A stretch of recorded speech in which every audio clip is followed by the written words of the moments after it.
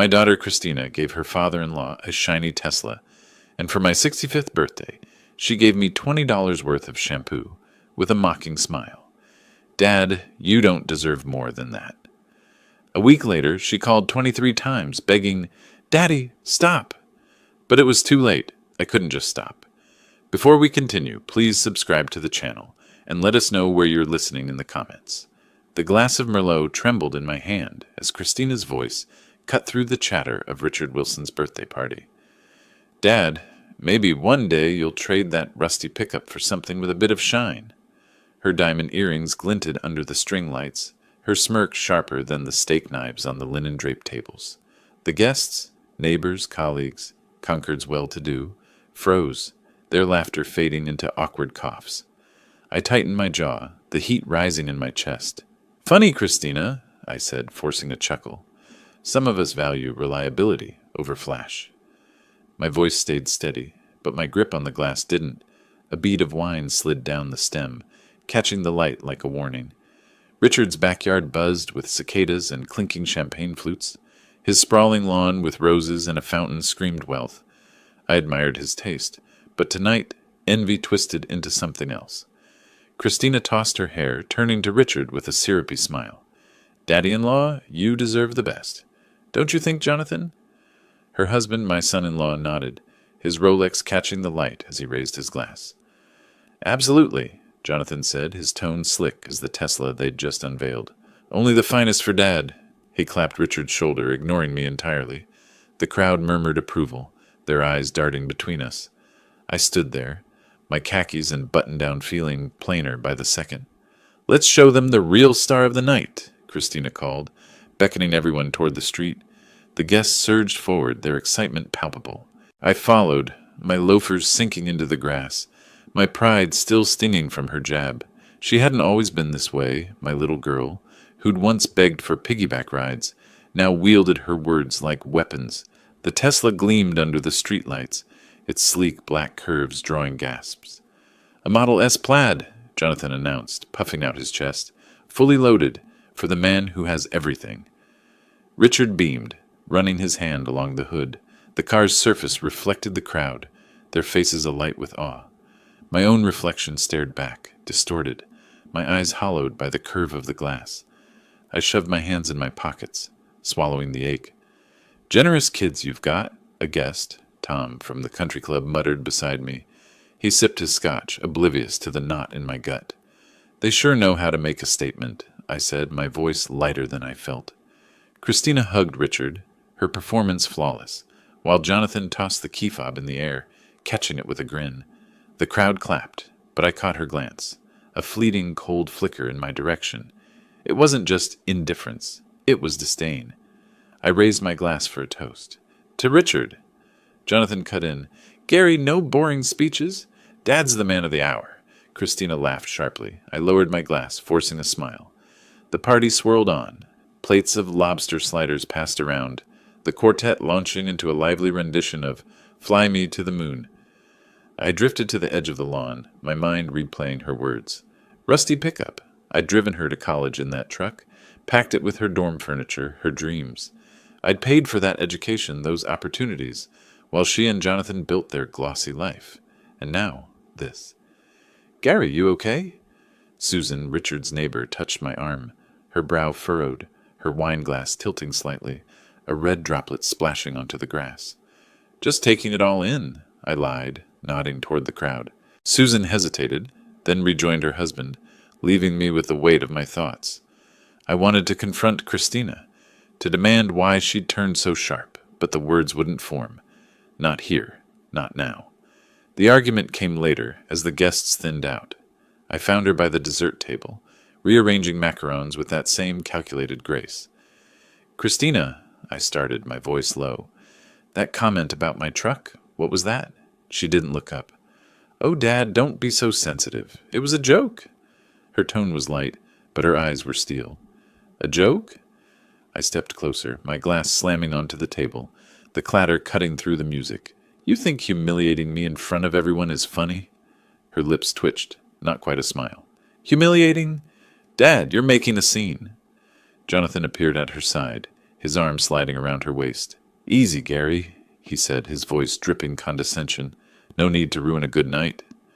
He patted my shoulder, the gesture heavy, dismissive. A few guests glanced over, their whispers like static in my ears. I opened my mouth to retort, but Richard called Christina over, his voice warm, oblivious. She glided away, leaving me with Jonathan's smirk and the sting of her words. I stood there, the party's glow dimming, my pulse loud in my ears. Later, as the last guests trickled out, I lingered by the street. The Tesla sat silent, its polish catching the streetlights, a beacon of everything I wasn't. My birthday was a week away, my 65th. I'd been so sure Christina would mark it with something special, something to rival this. But now doubt crept in, cold and heavy. Would they treat me the same? Or was I just the fool who kept hoping? The cicadas sang on, and I turned toward home, the Tesla's glow burning in my mind. I walked Concord's dark streets, my steps echoing in the quiet.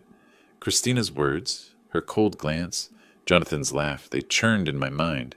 At home, I sank into my armchair, lights off, and sat until midnight, sifting through memories of my little girl, who'd once been different. The next morning I woke with a weight in my chest, but the sun spilling across the porch offered a faint hope that Christina might still surprise me. The morning sun spilled across my porch, warming the coffee mug in my hands as Concord stirred awake. Kids pedaled past on bikes, their laughter bouncing off the tree-lined street. I leaned back in my wicker chair, the creak of it familiar, grounding. 3 days until my 65th birthday, and despite the sting of Richard's party, I couldn't shake the hope that Christina would come through. A gift like that. Tesla, sleek, bold. Maybe it was my turn. "Morning, Gary." My neighbor Ellen waved from her mailbox, her terrier yapping at her heels. "Big plans for the big 6-5?" I grinned, setting my mug down. "Just a little backyard shindig. You and Pete coming?" "Wouldn't miss it." She tugged her dog back, chuckling. "Christina got something grand planned? After that Tesla for Richard." She trailed off, her smile curious. My chest tightened, but I kept my tone light. "We'll see. She's full of surprises." Ellen nodded and headed inside, leaving me with the echo of her question. Surprises. Christina had always been good at those, even as a kid. Crayon drawings tucked under my pillow, her gap-toothed grin lighting up my world. Now, though, her surprises cut deeper. I grabbed my keys and drove to the cafe on Main Street, where the buzz of chatter and scent of cinnamon offered needed comfort. Gary, the usual. Maria, the owner, leaned over the counter, her apron dusted with flour. "Black coffee, 2 sugars," I said, sliding onto a stool. "And one of those scones, if you're feeling generous." She laughed, her earrings swinging. "For you, always. Turning 65 soon, right? Bet Christina's got something big planned." Her words were warm, but they landed like a stone. I forced a smile, nodding as she poured my coffee. While waiting, I glanced at my phone. No messages. I'd texted Christina yesterday about the party. A simple, "Hope you and Jonathan can make it." No reply yet.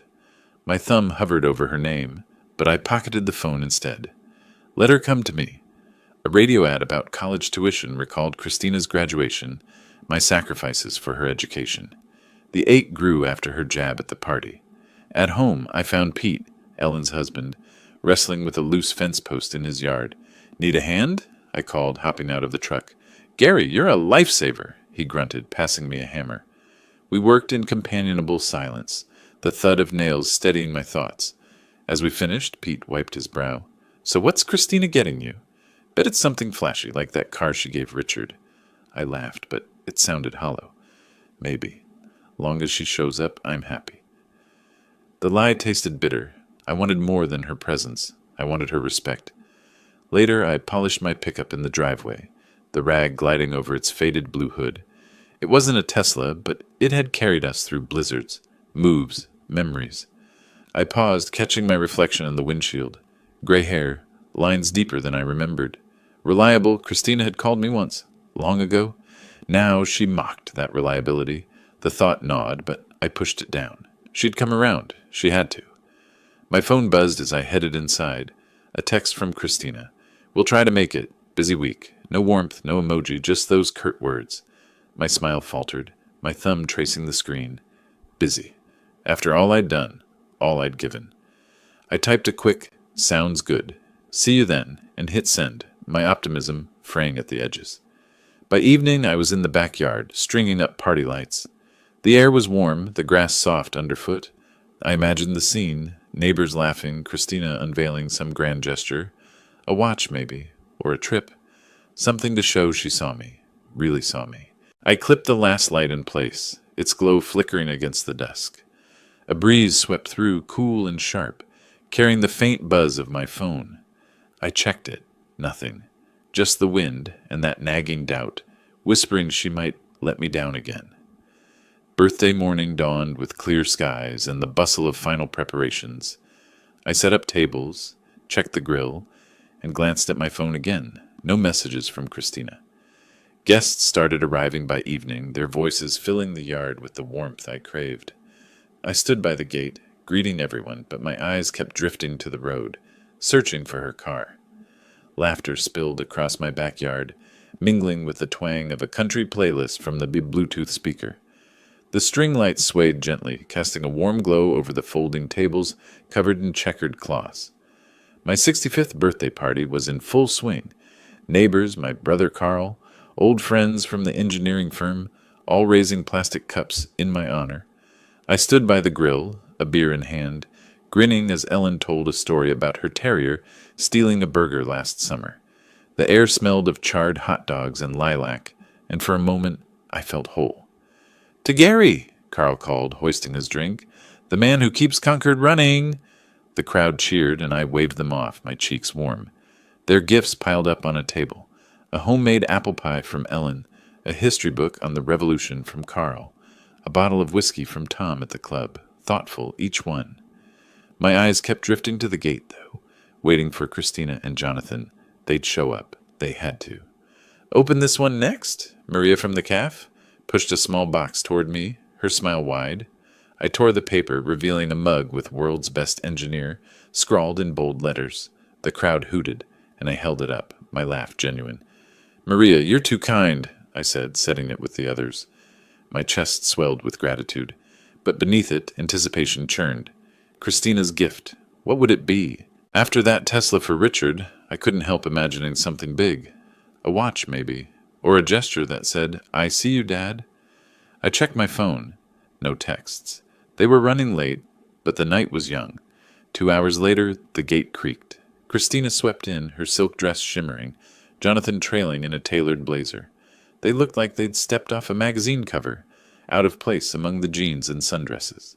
I rushed over, my smile wide despite their tardiness. "You made it!" "Traffic," Christina said, air-kissing my cheek.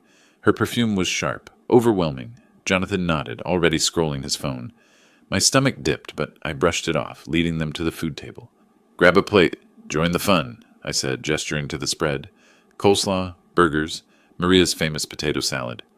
Christina scanned the yard, her lips pursing slightly, like she was appraising a thrift store. "Cute setup, Dad," she said, her tone clipped. Jonathan snorted, pocketing his phone. I ignored the jab, introducing them to Carl, who clapped Jonathan's shoulder a bit too hard. The party rolled on, but their presence shifted the air. They hovered near the dessert table, whispering to each other, barely mingling. I caught Ellen's raised eyebrow, Tom's sidelong glance. Then Christina approached, a store-bought gift bag dangling from her fingers, tissue paper spilling out like a bad prom dress. "Happy birthday, Dad," she said, handing it over. Her smile was tight, her eyes elsewhere. The crowd quieted, watching. I took the bag, my heart pounding. This was it. I reached inside, pulling out a bottle of shampoo and a bar of soap. Generic, the kind you'd grab at a gas station. The bag hit the table with a soft thud, tissue paper crumpling. "For you," Christina said, her voice loud, performative. "You don't deserve more." A few guests gasped. Jonathan chuckled, leaning back in his chair. My fingers tightened around the shampoo, the plastic cool against my palm. I forced a laugh, my face burning. "Thanks," I managed, setting it down. "Creative choice." The words tasted like ash. I wanted to believe it was a joke. But her smirk, his laugh, they weren't joking. Dinner brought more. We sat at the long table, the clink of forks and chatter filling the gaps. Christina leaned forward, her voice cutting through. "This house, Dad, it's so quaint. Ever think of upgrading? Her tone was sugar-coated, but the barb was clear. Guests shifted, their smiles strained. It suits me, I said, my fork pausing midair. Not everyone needs a mansion. A few nodded, but her eyes narrowed. Jonathan jumped in, his grin wolfish. Yeah, but a little ambition never hurt. Right, Gary? Maybe freshen up that smell of yours. He waved a hand like swatting a fly.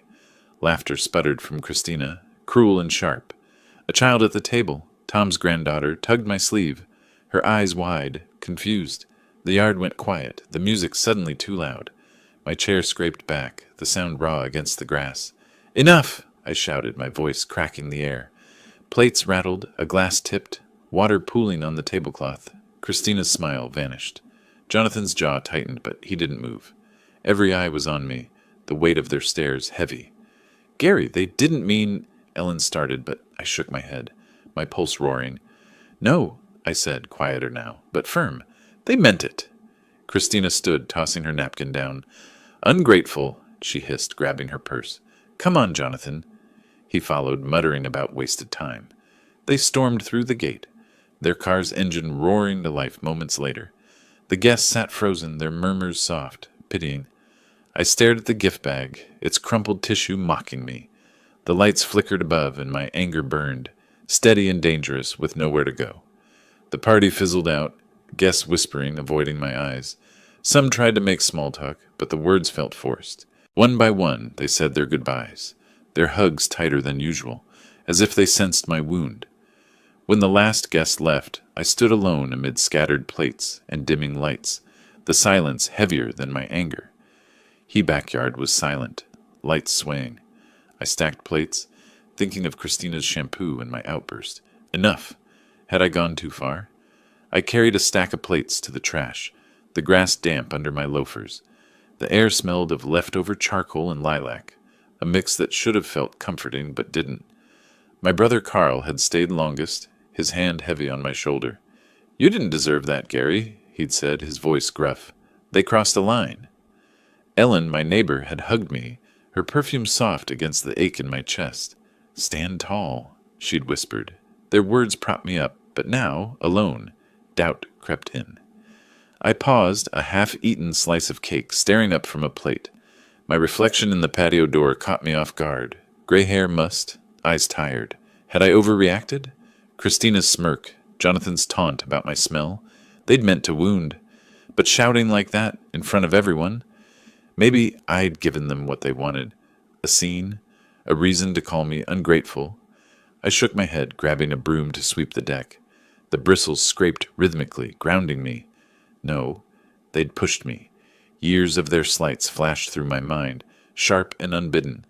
Like the time after Christina's wedding, when I'd paid for the venue, the flowers, her dream dress. I'd called to check on her honeymoon, my voice eager, only to hear her sigh through the phone. Dad, I'm busy, she'd said, her tone clipped, like I was a nuisance. I'd stared at the receiver, the dial tone humming, my generosity thrown back in my face. The memory stung, but it steadied me. I wasn't wrong to snap. They'd been chipping away at me for years. Her coldness, his smug pats on the shoulder. I swept harder, the broom catching a forgotten scarf, its silk snagging on the wood. Ellen's, probably. I folded it carefully, setting it aside. Small acts of care, that's who I was. Not the man they painted. Carl's voice came back to me, his words from earlier. You've given them everything, Gary. What have they given you? He'd lingered by the gate, his truck keys jangling. I'd shrugged, forcing a smile, but his question stuck. Nothing. They'd given me nothing but scorn. I carried the scarf inside, the house quiet except for the creak of the floorboards. In the kitchen, Ellen's hug replayed, her quiet strength, her urging me to stand tall. They're ungrateful, she'd said as she left, her eyes fierce. Don't let them walk over you. Her words lit something in me, a spark that hadn't died with the party's end. I sank into my armchair in the living room, the old springs groaning. The gift bag sat on the coffee table, its cheap paper crinkling as I nudged it. Shampoo and soap, a $20 insult. My fingers traced the bag's edge, the texture rough against my skin. This wasn't just a bad gift. It was a message. You're nothing to us. The thought tightened my chest. Not with sadness now, but with something harder. Anger. Righteous. Clear. I leaned back, staring at the ceiling, its familiar cracks mapping my thoughts. I'd spent my life building circuits as an engineer, a home for Christina, a legacy of quiet sacrifice. And they'd mocked it. No more. I wasn't the fool they thought. I'd show them. Not with shouts or scenes, but with something deliberate. Something they wouldn't see coming. My fist clenched, the knuckles pale against the armrest. The house was dark, the only light spilling from a lamp in the corner. The gift bag seemed to pulse in the shadows, a challenge. A week after the party, I sent an anonymous letter to Jonathan's company's board of directors, enclosing copies of financial documents that showed his involvement in the fraud with Richard. That same day, Christina started calling, her 23 calls flooding my phone, each with a plea. Dad, stop. She didn't know for sure it was me, but she suspected. I didn't know yet what I'd do, but the decision was made. They'd crossed me for the last time, and I wasn't going to let it slide. That night, I barely slept, tossing in bed as anger and memories drove me out at dawn. I decided to walk, hoping fresh air would clear my head. My steps led me to Main Street Cafe, where the familiar buzz and smell of coffee promised a sliver of calm. The coffee maker gurgled in my kitchen, the scent of dark roast filling the air as dawn crept through the curtains. I stood by the counter, my hands wrapped around a cracked mug, Christina's gift from a decade ago, back when she still called me Daddy. The fissure in the ceramic caught my thumb, a quiet reminder of how things break. Last night's party, the shampoo, Jonathan's taunt, it all churned in my gut. I sipped the coffee, its heat steadying me, and headed out for my morning walk. Concord was waking up, dew glinting on lawns, birds chattering in the oaks. A jogger nodded as I passed, her ponytail bouncing. I waved back, my smile automatic, though my mind was elsewhere. The crumpled gift bag still sat on my coffee table, a wound I hadn't touched since last night. I walked faster, the spring air heavy, my loafers scuffing the sidewalk. Routine would ground me. It had to. At Main Street Cafe, the bell jingled as I stepped inside.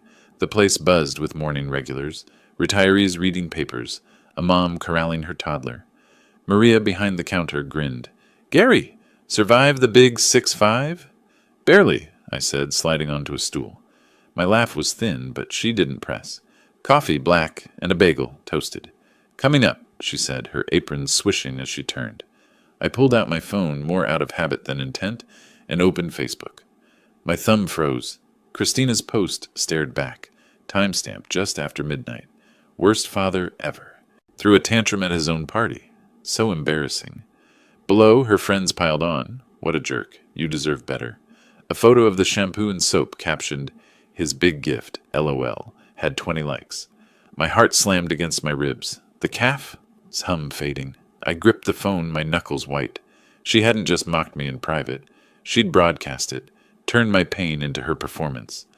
Maria set my coffee down, her brow furrowing. You okay, Gary? Fine, I lied, my voice tight. Just family stuff. She nodded, hesitant, and moved to another customer. I scrolled again, each comment a fresh cut. Ungrateful old man. Such a drama queen. My daughter, my little girl, had weaponized the world against me. I hit her number, the phone cold against my ear. It rang twice before she picked up. What, Dad? Her voice was bored, like I'd interrupted her manicure. Take it down, I said, my words clipped. That post! Now! She laughed, sharp and brittle. Oh, please, it's just the truth. Deal with it. Christina, I'm not asking. My voice stayed low, but it trembled with something dangerous. The barista glanced over, her eyes concerned, but I didn't care. You're making it worse, she said, her tone icy. Everyone saw how you acted. I'm not deleting anything. The line went dead. I stared at the phone, her laughter echoing in my skull. The mug shook in my other hand, coffee sloshing over the crack, burning my fingers. Gary? Tom, a regular, slid onto the stool beside me. His newspaper crinkled as he leaned in. You look like you saw a ghost. I forced a chuckle, setting the mug down. Just a rough morning. How's the grandkid? We chatted about his granddaughter's soccer game, the words mechanical. His kindness anchored me, but Christina's post burned behind my eyes. Worst father ever. After all I'd given her, college, her wedding, my pride, I paid and left, the cafe, its warmth no match for the chill in my chest. Walking home, Concord's streets felt different, the colonial houses watching me. My warning to Christina replayed, "You'll face consequences," and I meant it. Not a shouting match, not a plea. Something real. The cracked mug flashed in my mind, its flaw a mirror to our fractured bond. She thought she could humiliate me and walk away. She was wrong. Back home, I called Frank, my old accountant friend with a nose for financial schemes. I briefly told him about the party and hinted I suspected Christina and Jonathan were up to something dirty. "Meet me at the corner diner at 10, he said, and I felt a plan taking shape. My steps quickened, the church bell tolling in the distance, its echo matching my pulse. I didn't know how yet, but I'd make her see. I'd make them both see.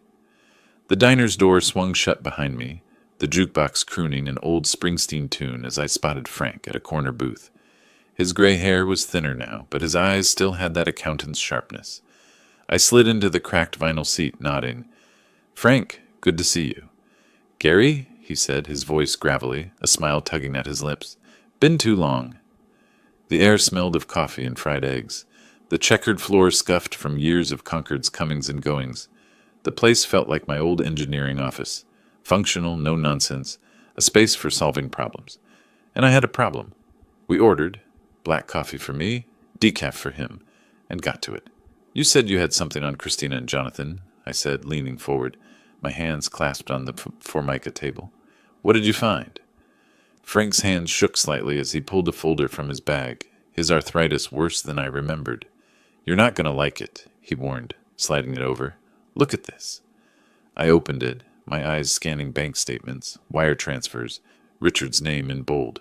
My pulse quickened. "They bought that Tesla for Richard," Frank said, his voice low. "Big show at his party, right? Thing is, it wasn't their money. They siphoned it from Richard's accounts, forged his signature, moved funds through a shell company. Slick, but sloppy." I leaned back, the booth creaking.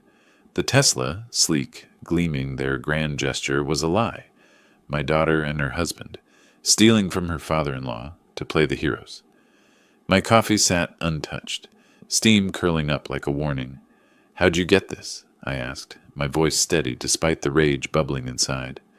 "Old habits," Frank said, tapping his temple. "I still know people at the bank. They owe me favors." He sipped his decaf, wincing. "Richard doesn't know yet. But this ain't their first rodeo. They've been skimming for years." I flipped through the papers, numbers blurring. Christina's cold laugh from our call yesterday rang in my ears. Deal with it. She thought she was untouchable. Jonathan, with his smug grins, thought the same. My jaw tightened, a plan forming, though its edges were still vague. I'd been an engineer, circuits, systems, solutions. I could build something to bring them down. The diner's fluorescent lights buzzed, pulling me back to a memory. My old office, 1995. The hum of computers. A blueprint spread across my desk. A client's bridge design was failing. Too much stress on the joints. I'd stayed up all night, reworking angles, testing loads. By morning, it held. Strategy, patience, precision. That's what I needed now. Not anger, but a plan. "Gary?" Frank's voice cut through. "You okay?" "Yeah," I said, closing the folder. "Just thinking." I slid it back to him. "Keep this safe. I'll need it."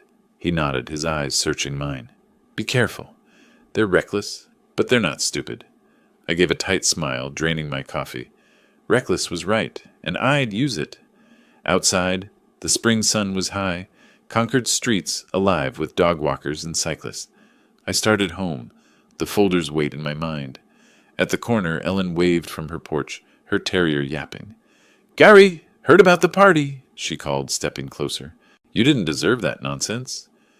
"Thanks, Ellen," I said, pausing, just sorting it out. Her kindness, like Tom's at the calf, reminded me I wasn't alone. Concord had my back. It fueled me, that support, like a circuit completing its loop. "Give 'em hell," she said, winking.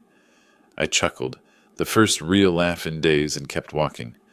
At home, I dug through my study, finding my old engineering notebook, leather-bound, pages yellowed but sturdy. I flipped to a blank page, the pen heavy in my hand. Christina and Jonathan thought they'd won, thought I'd crumble. But I was done being their fool. I started jotting notes, names, dates, ideas.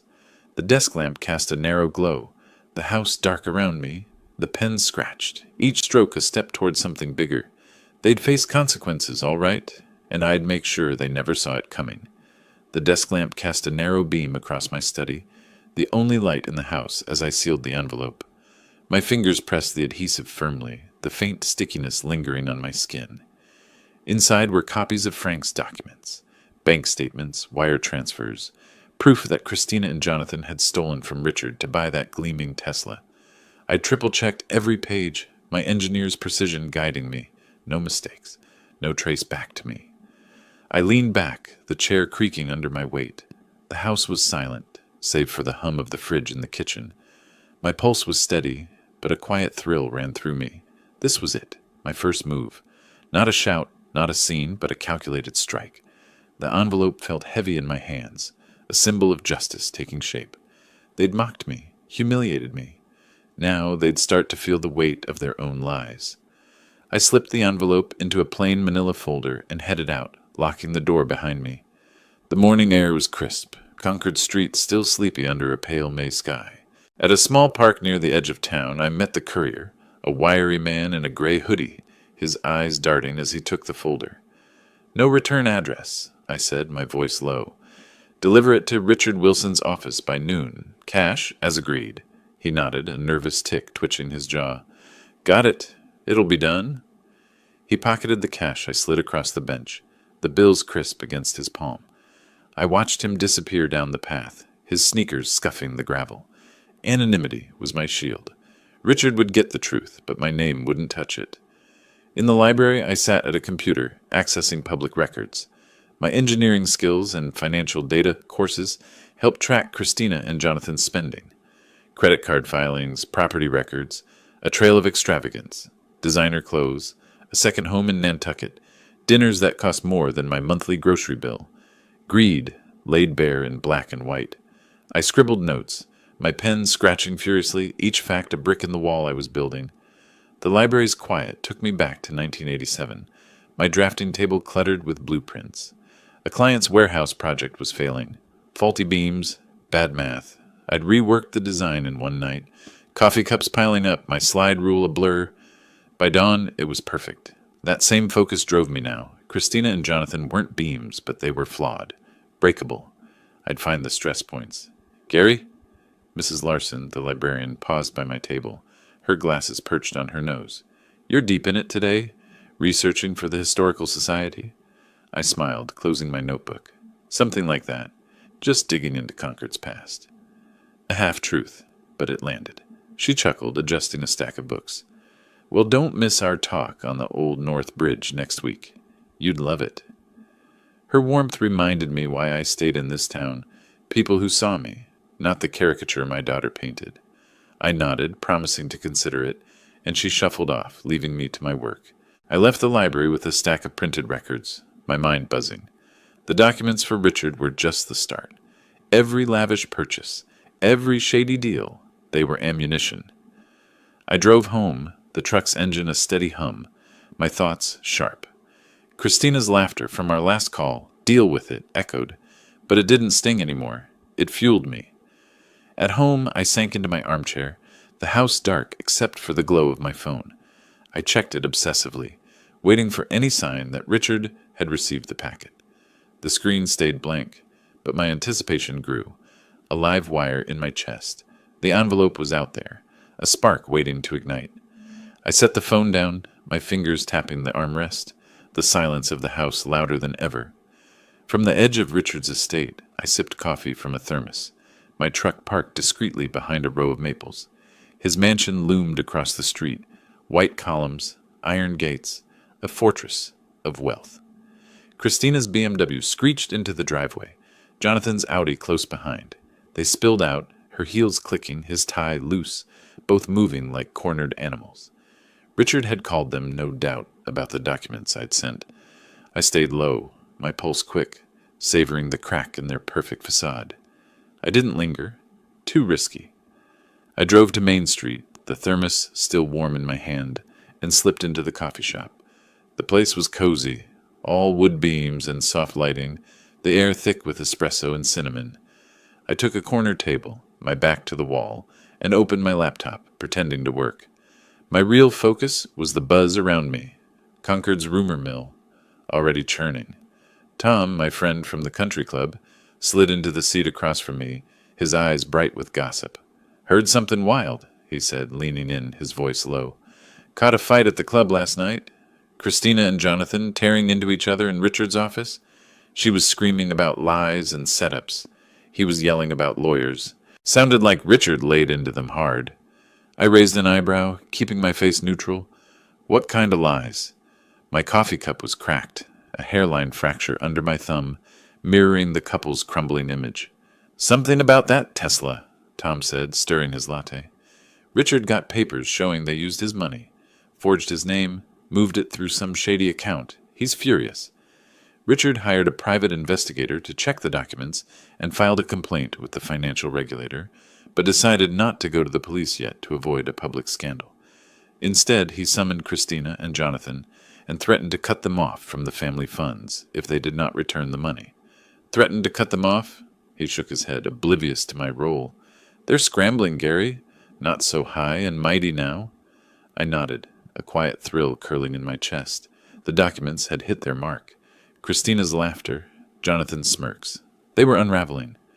I sipped my coffee, the bitterness sharp.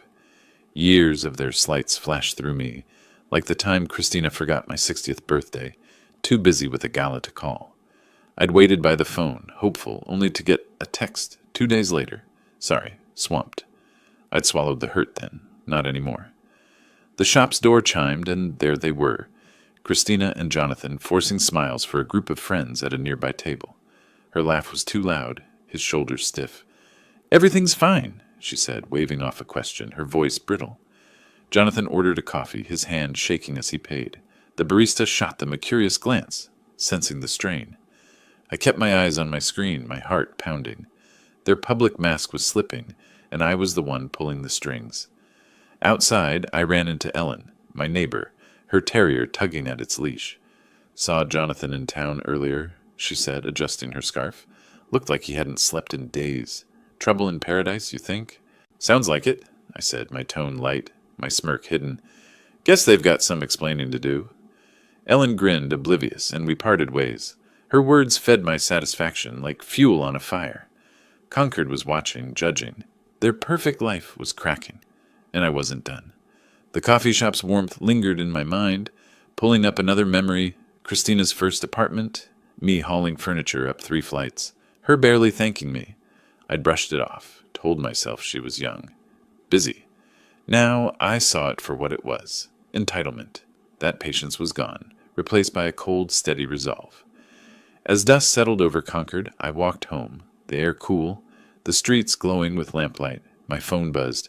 A text from Tom. More drama at the Wilsons. C screaming at Jay in the driveway. It's a mess. I read it twice, a faint smile tugging at my lips. The cracked coffee cup flashed in my mind, a perfect image of their fracturing world.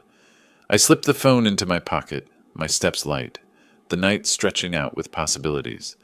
The porch swing creaked under me, the morning sun warm on my face as I scrolled through Facebook. Christina's latest post blazed across the screen, my father's spreading vicious lies about us. Jealousy's ugly, Dad. Comments poured in, some supportive, others skeptical. My jaw tightened, but a chuckle escaped. They were flailing, accusing me to save face, and it was backfiring. A wilting petunia in a pot by the swing caught my eye, its petals curling, a quiet echo of their fading credibility. I set my coffee down, the mug cool against the weathered wood. Their desperation was almost comical. They thought they could turn Concord against me, paint me as the villain, but I'd stayed quiet, stayed hidden, let them dig their own grave. My phone buzzed. Frank, my accountant friend, asking to meet. "Urgent," his text read.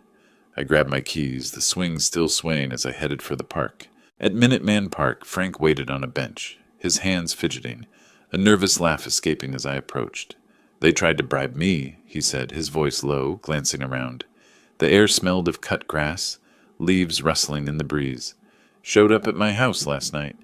Christina, all smiles, offering 10 grand to say those documents were fake. Jonathan just glared, like he wanted to scare me." I leaned forward, my elbows on my knees. And?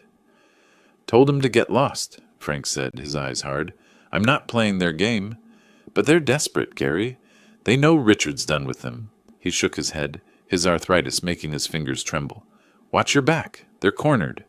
I nodded, my mind racing. A bribe. Sloppy. Reckless. They were unraveling faster than I'd expected.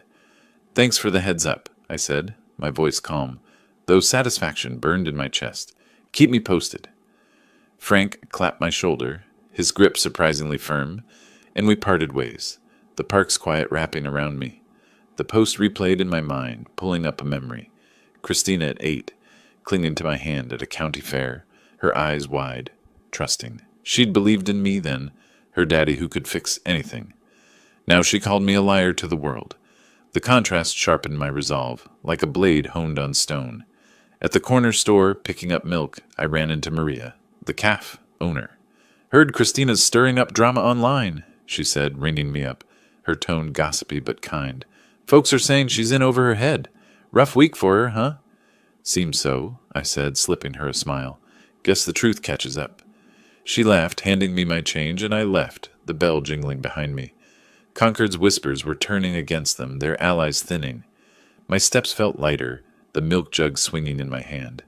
Back home, I sat at my desk, pulling up the post again. The comments had shifted. Sounds like you're dodging, Christina. What's the real story? Their support was crumbling, their lies too thin to hold. I leaned back, my smirk widening, the mouse steady under my hand. The wilting petunia flashed in my mind, a perfect image of their collapse. They thought they could outmaneuver me, but I was 3 steps ahead, my next move already forming, quiet and sharp, waiting to strike. The attorney's office door clicked shut behind me, my worn briefcase thumping onto the polished oak desk. The room smelled of leather and old books, a faint hum of traffic seeping through the window from Concord's bustling streets. Margaret, my lawyer for 2 decades, adjusted her old-fashioned glasses, her sharp eyes meeting mine. Ready to talk numbers, Gary? She asked, her voice steady, professional.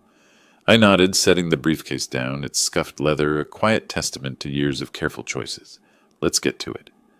My voice was calm, but a current of pride ran through me.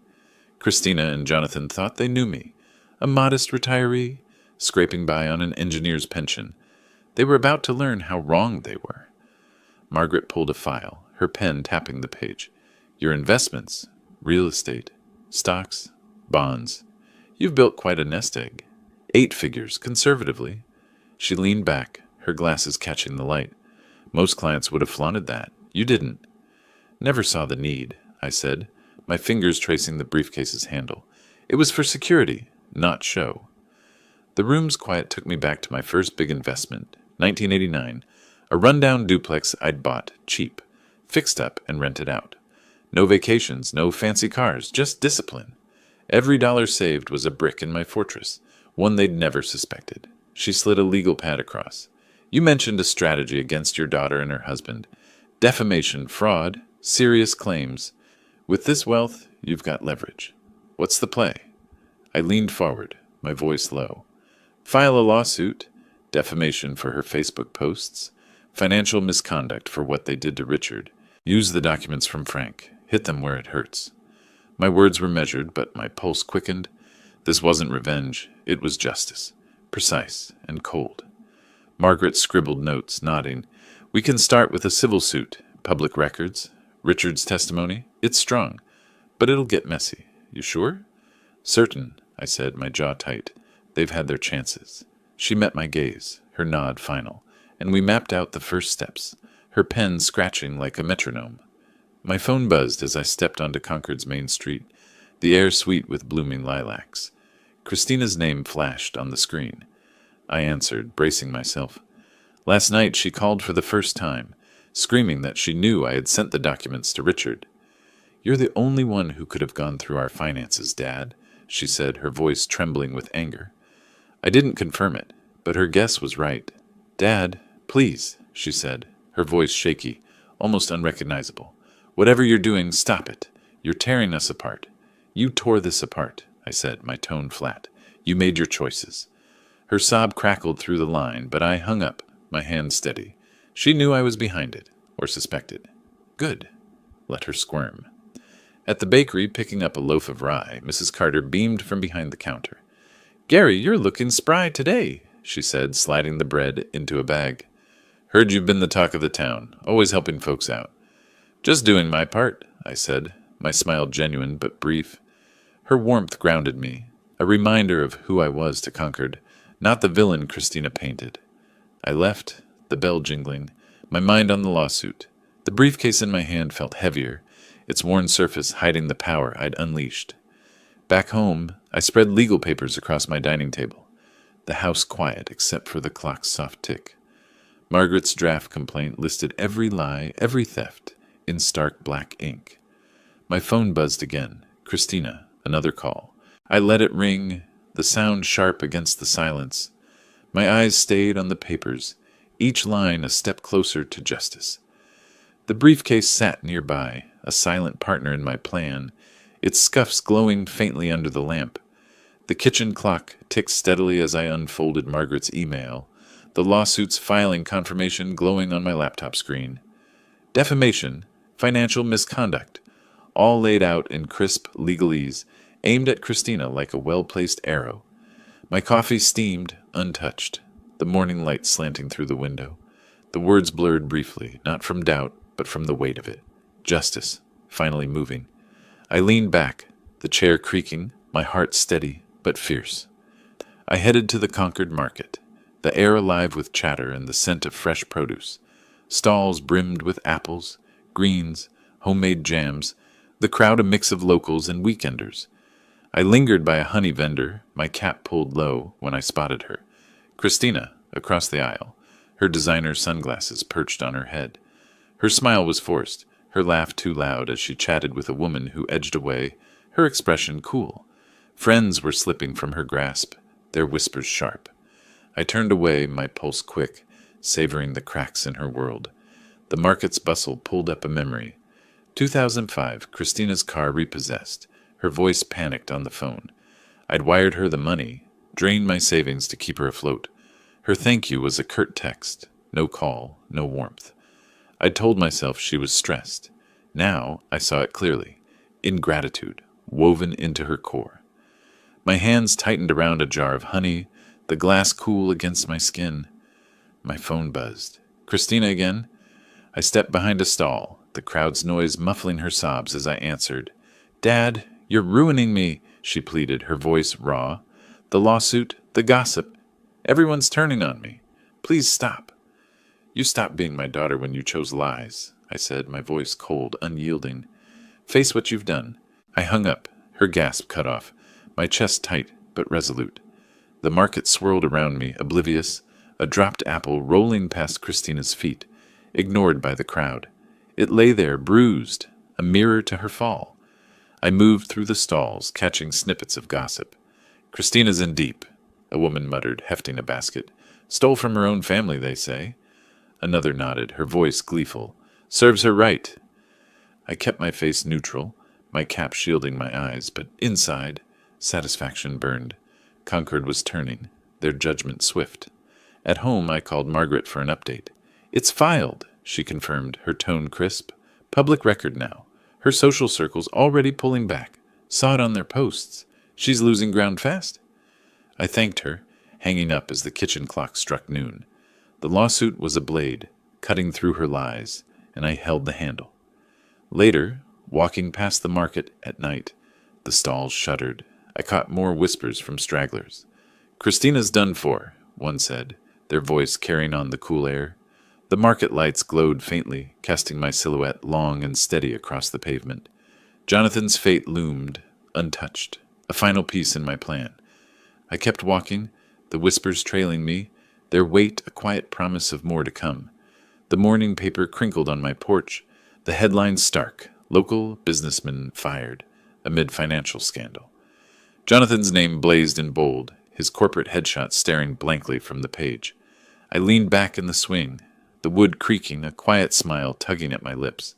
My anonymous tip to his company, bank records, emails, proof of his role in Richard's theft, had landed. His job, his status, gone. My revenge was complete, but the morning air felt lighter, freer. I sipped my coffee, the mug warm against my palms, when a car pulled up, Christina's BMW, gleaming despite her fall. She and Jonathan stepped out, her face pale, his hands trembling as he adjusted his tie. Richard called me the day before to thank me for the documents that exposed their scam. During the conversation, he casually mentioned my investments, which I had never told Christina about. "You're modest, Gary, but your wealth is impressive," he said, not knowing she was listening on the other line. They'd heard about my wealth, no doubt from Richard or some leak. They crossed the lawn, their steps hesitant, like children caught stealing. I stood, setting the paper down, my expression stone. "Dad," Christina started, her voice cracking. "We're sorry. We didn't know your money, everything. Can we just talk?" Her eyes darted, pleading but hollow. Jonathan nodded, his voice hoarse. "We messed up, Gary. Let's fix this. Family, right?" His hands shook, betraying his bravado. Their faces pulled up a memory. Christina at 16, me working double shifts to pay for her dance lessons, her dreams. I'd come home exhausted, her smile my reward. Now that girl was gone, replaced by this stranger, begging for mercy she didn't deserve. "You don't get to rewrite this," I said, my voice low, final. "Justice is done." I stepped back, the door half closed, their apologies cut off by the click of the latch. They stood frozen, then shuffled back to their car, the engine roaring as they fled. I exhaled, the weight of years lifting. My home, modest but mine, felt solid around me, its quiet calm a balm. The suitcase by the door was packed. A solo trip to Maine, a cabin by the sea, booked with my own money. Freedom earned. Ellen stopped by later, her terrier yapping as she leaned over the porch rail. "Gary, you're the talk of Concord," she said, her grin wide. "Stood up to those two, didn't you? Always knew you had steel in you." "Just doing what's right," I said, my smile warm but brief. Her praise settled over me, a final nod from the town that had watched my fight. I waved as she left, the terrier's barks fading down the street. I grabbed my suitcase, its leather handle smooth under my grip, a symbol of the life I'd reclaimed. The house locked behind me. I climbed into my pickup, the engine rumbling to life. Concord's streets rolled past, colonial homes, green lawns, the familiar heartbeat of my town. The open road stretched ahead, the horizon wide, my heart light. I'd faced their betrayal, their lies, and come out whole. The suitcase rattled in the back, and I drove on, free at last. If you like this story, please like this video, subscribe to the channel, and share your impressions of this story in the comments. To listen to the next story, click on the box on the left. Thank you for watching.